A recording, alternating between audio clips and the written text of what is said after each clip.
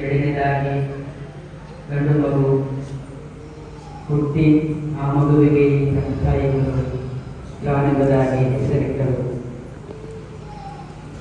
ಹುಟ್ಟಿದಾಗಲೇ ಈತನನ್ನು ಇವರ ತಂದೆ ತಾಯಿಗಳು ಪ್ರಾರ್ಥನೆ ಮಾಡಿ ಸೇವೆಗಾಗಿ ಸಮರ್ಪಿಸಿದರು.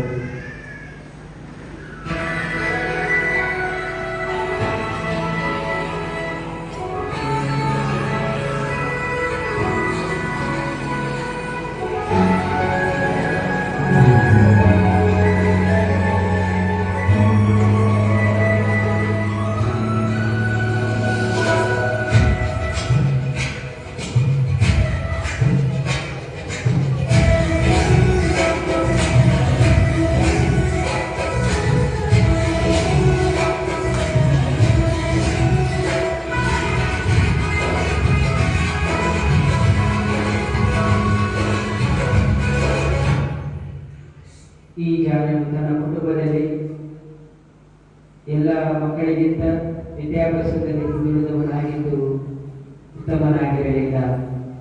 ಹೀಗೆಯೇ ಬಾಲ್ಯದಲ್ಲಿನ ಚುಕ್ಕತನಕ್ಕಾಗಿ ಶಾಲೆಯಿಂದ, ನೆರೆಹೊರೆಯವರಿಂದ ಮತ್ತು ಸಂಬಂಧಿಕರಿಂದ ಅನೇಕ ಕಂಪ್ಲೇಂಟ್ಸ್ಗಳು ಬರುತ್ತಿರುವುದರಿಂದ ಅವರ ತಂದೆ ಅವರನ್ನು ಅನೇಕ ಸಾರಿ ಶಿಕ್ಷಿಸುವಾಗ ಅವರ ತಾಯಿ ಇದನ್ನು ನೋಡಿ ಅನೇಕ ಬಾರಿ ಗಂಡೀರಿನಿಂದ ಜಾಣನ ಬದಲಾವಣೆಗಾಗಿ ಪ್ರಾರ್ಥಿಸುತ್ತಿದ್ದರು.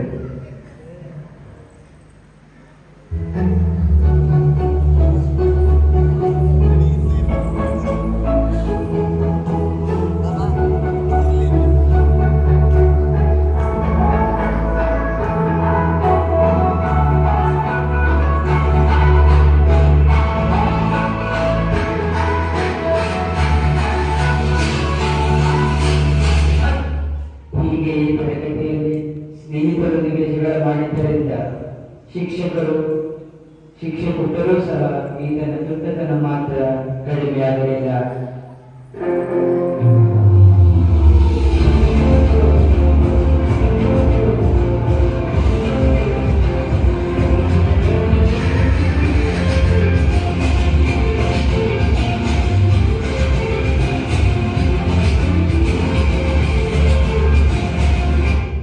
ಹೀಗೆ ದಿನಗಳು ಕಳೆದವು. ಒಂದು ದಿನ ತನ್ನ ಕಸಿನ್ನೊಂದಿಗೆ ಮಾತಿನ ಚಕಾಮಕಿ ನಡೆದು ಇವರು ಕಸಿನನ್ನು ಬಹಳವಾಗಿ ಹೊಡೆದು ಗಾಯಪಡಿಸಿದರು.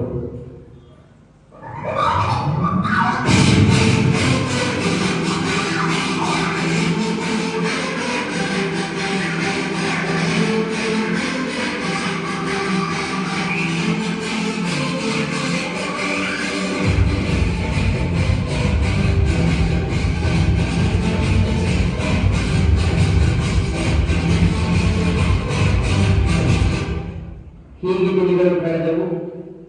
1989ರಲ್ಲಿ ತ್ಯಾಗರು ಯೇಸು ಕ್ರಿಸ್ತನನ್ನು ಸ್ವೀಕರಿಸಿ ರಕ್ಷಣೆ ಹೊಂದಿದರು. ರಕ್ಷಣೆ ಹೊಂದಿದ ನಂತರ ಅವರು ಮಾಡಿರ್ತಕ್ಕಂಥ ಪ್ರಾರ್ಥನೆಯಲ್ಲಿ ಅನೇಕ ಸಾರಿ ದೇವರ ಬಳಿಗೆ ಬರುವಾಗಲೆಲ್ಲ ತನ್ನ ಸಂಬಂಧಿಕರನ್ನು ಹೊಂದಿರತಕ್ಕಂಥ ವಿಷಯ ಆತನ ಮನಸ್ಸಿಗೆ ನೋವುಂಟು ಮಾಡ್ತಾ ಇತ್ತು. ಆತನ ವಿರುದ್ಧವಾಗಿ ಅವರು ಮಾಡಿರ್ತಕ್ಕಂಥ ಪ್ರಾರ್ಥನೆ ಏನಂತಂದ್ರೆ, ನಾನು ನನ್ನ ಸಂಬಂಧಿಕರನ್ನು ಹೊಡೆದ ಹಾಗೆ ಆದರೂ ಕೂಡ ನನಗೆ ಬಂದು ಹೊಡೆಯಬೇಕು ಎಂಬುದಾಗಿ ಅದನ್ನು ಯಾವಾಗಲೂ ಕೂಡ ಪ್ರಾರ್ಥನೆ ಮಾಡ್ತಾ ಇದ್ರು. ಪ್ರಾರ್ಥನೆ ಮಾಡಿದ ಹಾಗೆಯೇ ಅವರು ಬಂದು ಜಾನನ್ನು ಹೊಡೆದರೂ ಕೂಡ ಆತನು ಪಶ್ಚಾತ್ತಾಪ ಪಟ್ಟದ ವಿರುದ್ಧವಾಗಿ ಸುಮ್ಮನೆ ಜಾನನ್ನು ಸಹಿಸಿಕೊಂಡು ಎಂಬುದಾಗಿ ನಾವು ನೋಡ್ತೇವೆ.